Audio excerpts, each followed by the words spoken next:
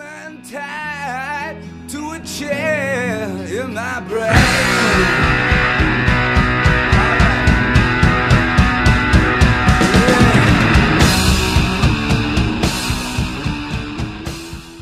Hello and welcome to another edition of the Enigmatic Monster Project Podcast. I'm your host, Jonathan Krushek. With me as always, my co-host, Jake. Hello. Alright, what is this? Didn't we record another one a couple days ago? Almost 2 weeks now. Was it 2 weeks? Yeah. It feels like a couple days. I know. It was a pretty short It's probably because we time. hung out the other day, too. Yeah. But needless to say, both have been posted. Have they? Okay. Yes. Good. I saw the first one. I'm like, okay, good. He's starting to get them out. Yeah, I posted both of them the same day, just a couple hours Perfect. difference. That's probably why I didn't see it. Oh, alright. So, Jake, what's new with you? Well, not too much. It's going pretty good. I got a new book, which I'll be talking about in a little bit. Mm-hmm. As far as Enigmatic Monster news, everyone's still writing. Yep. I have 2 stories I started writing now. One was a previous that I just want to sort of finish up and get into this volume, and another was interesting, and I have it based on a short story by Andy Weir called The Egg. Yeah. I'm still working on mine, which features a real estate agent who has to sell homes that are haunted. And he doesn't like his job. I can just imagine. I think I'm actually going to open the book with him sighing and putting his palm into his face. Face palm? Yeah, just face palm. I was messing around with a scene, and I was just like sighing. Marcus put his face deep into the palm of his right hand and began to rub his temples to ease the frustration. He looked at the decaying, bloody skeletons in front of him as they screamed, and then back to his clients, who were also screaming. This was just another Monday for Marcus. I just love the idea that he has to sell homes. He's like, all right, 3 bedroom, in-room, 120 square foot house, cheap rent, square feet. whatever. That's I'm making up a fucking number.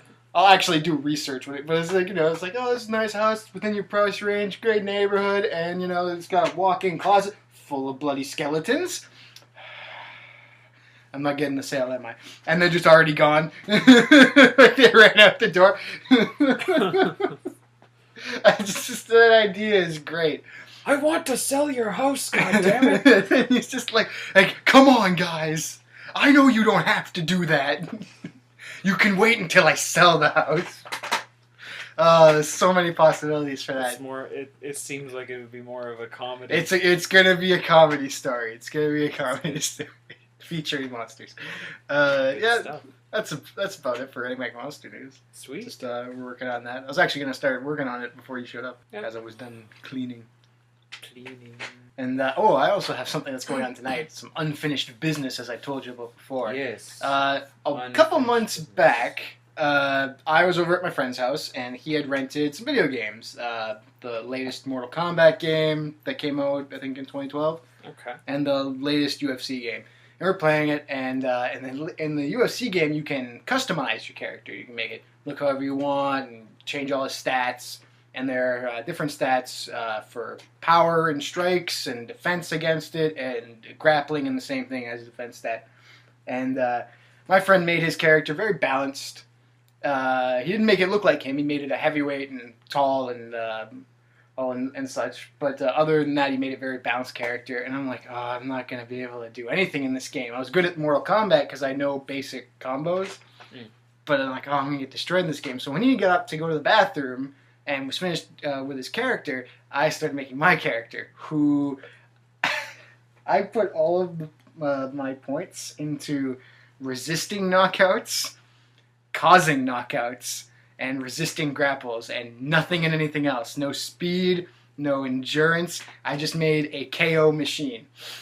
So when he came back,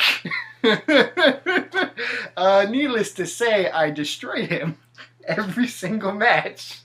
I think he won twice because I just like, this time I won't knock you out. And it was the funniest thing. I call it the greatest strategic victory in Canadian history. He says it was garbage. Not happy about it. So he's rented the newest UFC game, and now we need to settle the score. Oh, jeez. That sounds like a good night. So, and I gave my character a stupid name too. I think what was it? He gave it his name, and I called it K-Dog. K-Dog, the KO King. And I spelled dog D-A-W-G. I think I might have even put that as his nickname. I can't remember. K-Dog, K-Dog.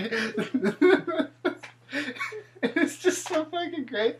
Because the game would it would do replays of fights when you were done in the last couple minutes. So every replay was just, him walking into a punch or, me kicking him in the head. It was just so funny. And I'm looking for a repeat. I'm going to demolish him. Good luck. Oh, I'm going to try. I may even, when you leave, look up how to, research the game. Oh. I'm like, how can I cheat? Oh, it's not like the old days where you could just enter in a code and cheat that way. It's going to be I think it'll be very funny if I can pull it off. Yeah. 2 in a row. He may punch me for real afterwards. So, yeah. What's your 2 weeks been like, Jake? Oh. More free time. Yeah, you're part-time. Yep. Back down to part-time. I'm a lot happier. Less stressed out. Did your design job start yet? Well, little commissions and things like that, yeah. I'm still looking for a permanent job. Okay. I applied to a couple. I haven't had any response back yet. One of them was supposed to have been, was supposed to be done hiring, or not hiring, but taking in applicants. Right. By the 9th. Right. It's now, the 13th, 14th? Yeah.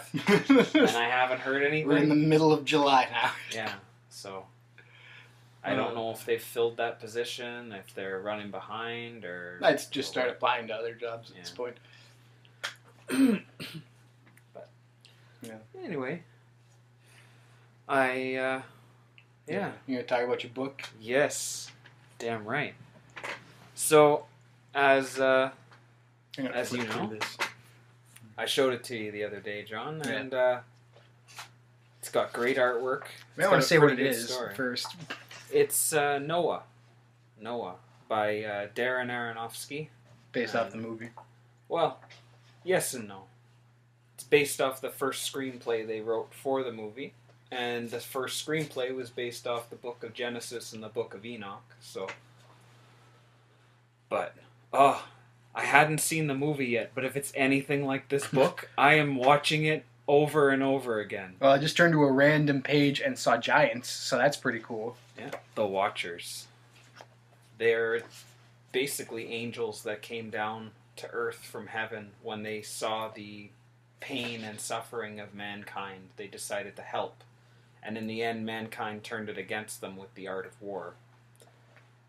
They started building iron-forged weapons and all sorts of death traps and just started slaughtering them.